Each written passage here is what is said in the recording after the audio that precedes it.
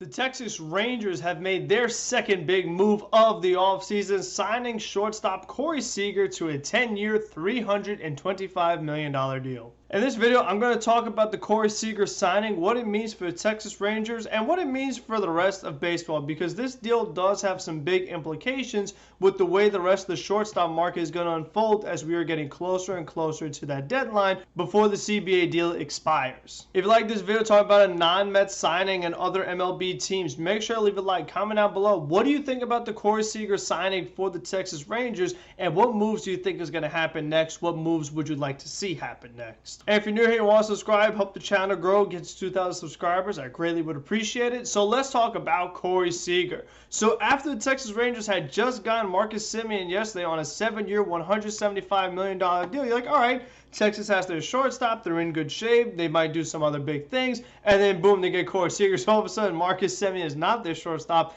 He will move over to second base, like the way he played second for the Toronto Blue Jays this year. This definitely was a really nice get for Texas because Corey Srager is a big-time hitter. He was banged up a little bit this year, but when he did play, he still put up really good numbers. Whether you look at the traditional numbers like batting average and OPS, or the more advanced stuff like xWOBA and XBA and all these other things, Corey Srager is just an all-around great offensive player. Corey Srager is still in his late 20s, so it's okay to commit a 10-year deal to him because you know that you're getting him in the prime of his career. And him and Marcus Semien are really going to change the outlook on the Texas Rangers and show that, you know what, Texas is a team that is ready to compete. Obviously, Texas does have some big up-and-coming prospects like Josh Young and Sam Huff coming up. Nate Lowe already had a good year for them this year. Adolis Garcia was their all-star. So the future is definitely bright for Texas. Obviously, they drafted Jack Leiter this year as well. So I'm very excited to see what the Texas Rangers could do in the future. I wouldn't be surprised if they spend a little more money because even though you added these big contracts of Semien and Seager, they don't have big contracts elsewhere, so there's no reason why Texas wouldn't add on even more. And the AL West has just gotten a lot more interesting today with the Seattle Mariners picking up Robbie Ray. The Angels continue to make some smaller signings, haven't done anything big quite yet. I wouldn't rule out the Astros doing something big,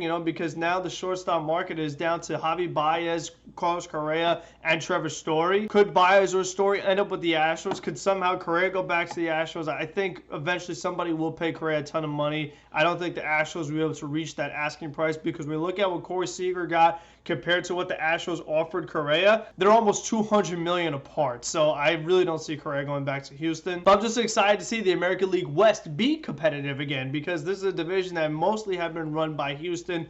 Oakland pushed them, they'd get the wild card, but now you're going to have the Rangers being a lot more competitive. Seattle's going to be very competitive. It looks like Oakland's going to kind of move to the back of the line, and we'll see what else Houston could do. I wouldn't rule them out making some moves as well. But this Corey Srager signing really hurts the New York Yankees. I mean, I really think he should have been #1 on their free agency board. Corey Srager was the most perfect fit for the Yankees.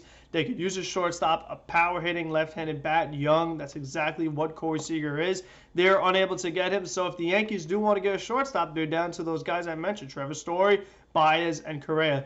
Baez is not a good fit for the New York Yankees with as much as he strikes out along with the team that already has Aaron Judge and Giancarlo Stanton. They still have Joey Gallo. It looks like they might non-tender or trade Gary Sanchez. So that team is still full of guys that strike out. And if you add Javier Baez to that, another guy's going to strike out maybe more than all of those guys. It just would not make sense for the Yankees. It would go away from what they're trying to do. He's not a lefty bat. He doesn't play small ball. He doesn't help move runners over. So I just don't see that being a good fit. And if the Yankees weren't willing to go to 10 years, $325 for Seager, what makes me think that they'd be willing to go even more for Carlos Correa? Because I think Correa could get more than what Seager got. So if the Yankees didn't get Seager, why would they go after Correa? This means that Trevor Story is the last guy left, and the Seattle Mariners, I think, would be a really good fit for Trevor Story. We also have a report that the Rockies are kind of interested in bringing back Trevor Story, but that makes no sense for Colorado, as once again, nobody has any idea what they're doing. They probably don't know what they're doing. They don't give Gray a qualifying offer, and he ends up going to Texas. They get no compensation for it.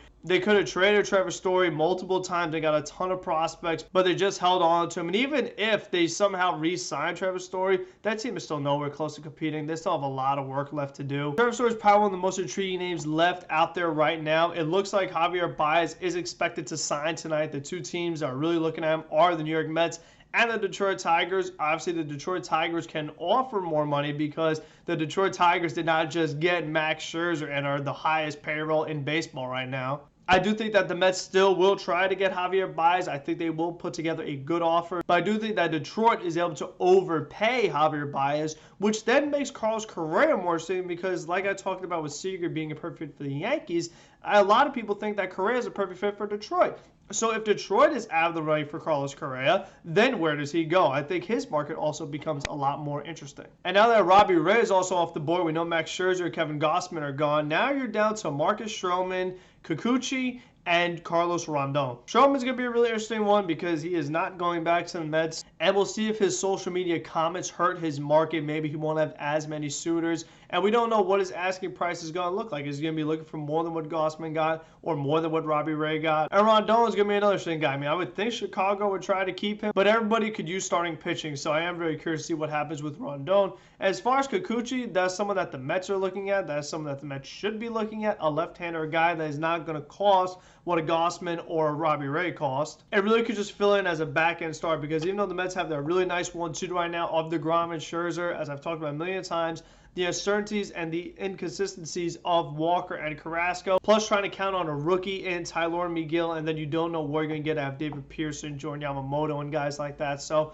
the Mets could definitely use a fifth starter, and Kikuchi would make the Mets rotation much stronger and would just give them a lot more depth. The other thing that the Mets should do, and reportedly are doing, is looking at getting another left-handed reliever, whether that be Jake Diekman, Andrew Chafin, or Brad Hand. So the Mets still are going to make some other moves as we expected. It still is a very exciting day with them signing Max Scherzer. If you have not seen that video, I posted that earlier today. Make sure to check that out. And until the next one, which will probably be the Javi Baez video or another huge signing happens or trade. But until those next videos, be safe, be smart, be healthy, and let's go Mets. Let's get Javi Baez, baby.